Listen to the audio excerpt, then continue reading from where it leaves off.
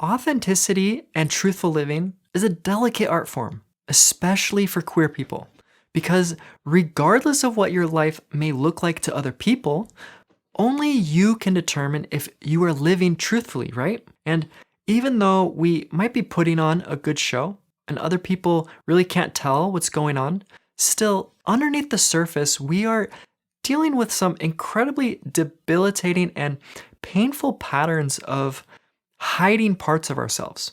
So, in this conversation, I want to offer you a simple strategy for generating positive forward momentum in the direction of finding greater alignment with your true self. But first, let's take a moment to just acknowledge the opposite of your desired destination. So, this is living a life that is out of alignment with your true self, right? And so, in order to do that, I want to broaden the scope of our conversation to include all aspects of your life and not just these queer related ones. Because what I've noticed is that the tendency in these situations is to compartmentalize our experiences and to hone in on one specific aspect of our life, which happens to be incredibly painful. And it's like sucking all of our attention.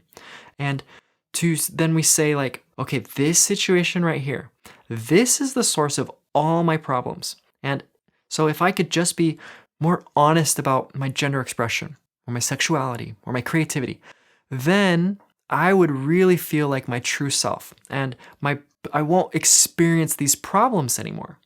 But of course, when we put all of the pressure into one basket, all that does is create like just a supercharged atmosphere surrounding our situation, right? So for example, I used to really hold back with my gender expression.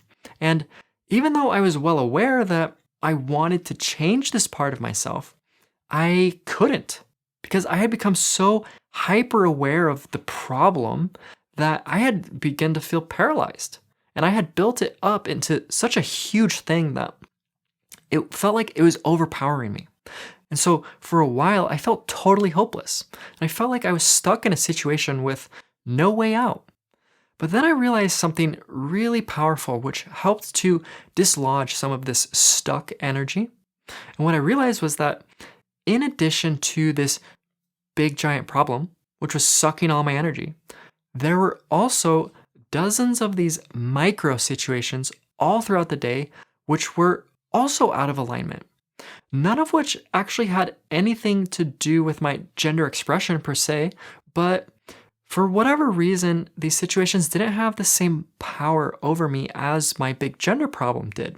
And so don't get me wrong, these smaller situations, they still intimidated me, but none of them scared me to the point of feeling totally paralyzed, which is what gender was doing to me at the time. And so the interesting thing was that once I became aware of these micro situations, I was able to connect the dots between these seemingly unrelated situations to that same feeling of incongruence, to that terrible feeling of being dishonest and of being out of alignment. It was a different situation, different category of my life, but really it was associated with the same pattern. It was like that same sick feeling in my gut. That's that same root level tendency to hide parts of myself, or to hold back, or to shade the truth. Or in other words, I was able to recognize that the real problem wasn't actually my gender expression, but instead it was a much deeper and more pervasive pattern, which was manifesting in all sorts of areas of my life. And the reason that this was such a powerful realization was because then I was able to ease up on this obsession with gender. And then I was able to trace all these seemingly unrelated situations back to a root level pattern, which felt very much like the source of my pain.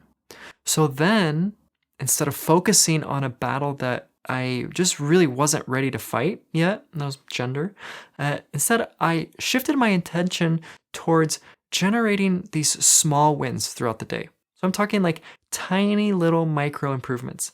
This was just standing up for myself in a simple situation, or just saying that hard thing, possibly setting that boundary. So just whatever it happened to be. And then each time, it felt like I was making progress. And it felt like I was reprogramming myself.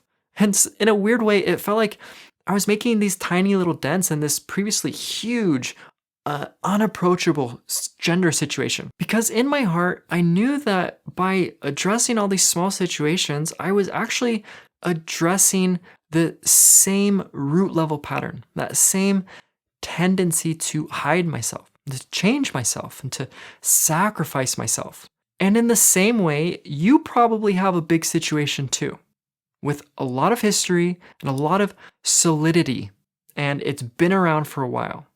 But what you might not realize is that even if this situation is too much to handle right now in this moment, there are still ways of taking small steps in the right direction, which is what our strategy is all about. Building this positive forward momentum and strengthening your authentic tendencies. Okay, so let's get into this strategy, which is called baby steps. And instead of stressing yourself out by focusing on that huge situation, whatever it might be, see if you can redirect your desire to be more truthful into your daily life, into your micro situations, into those things which are scary, but not overpowering. So this might look like voicing your opinion and telling someone that, hey, that thing that you said that really hurt my feelings. Or maybe you need to stand up for yourself and for your needs in a relationship. Or maybe you need to apologize to someone. But again, really, I'm not talking about change on a grand scale. Instead, I'm talking about just moment to moment. I'm talking about your very next interaction. Even though it may have nothing to do with being queer, and it's seemingly unrelated to this core of your pain, still, can you show up fully as yourself in whatever way feels authentic and truthful to you, regardless of how seemingly insignificant this next moment may be? So really, this strategy is all about broadening your scope of truthful living and applying your desire to be authentic and honest to every aspect of your life, which of course means that you're going to need to start paying closer attention to your interactions with others and to your conversations and to your habits and to your routines. And then all throughout the day, staying connected to that internal barometer or that intuitive truth meter, which just lets you know if you are in alignment or not. Because that's really going to be your guide throughout this process, right? This is that truthful place inside of you, which is always communicating about what is and isn't working. And then, of course, when you become aware of something that isn't working, the key here isn't to freak out about it or to get down on yourself, but instead, it's to simply recognize the feeling for what it is.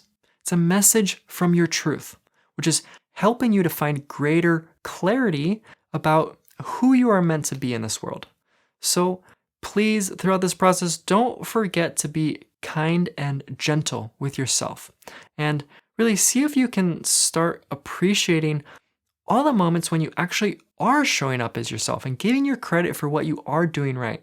And so see if you can celebrate these small victories and see if you can position yourself as someone who is learning through trial and error.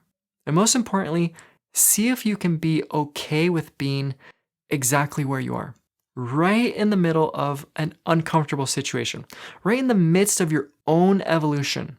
And if you can do that, if you can become comfortable within your own unfolding while simultaneously taking baby steps every single day, you will slowly generate enough positive forward momentum, which will then in turn set you up for not just these micro victories, but also major life-changing shifts.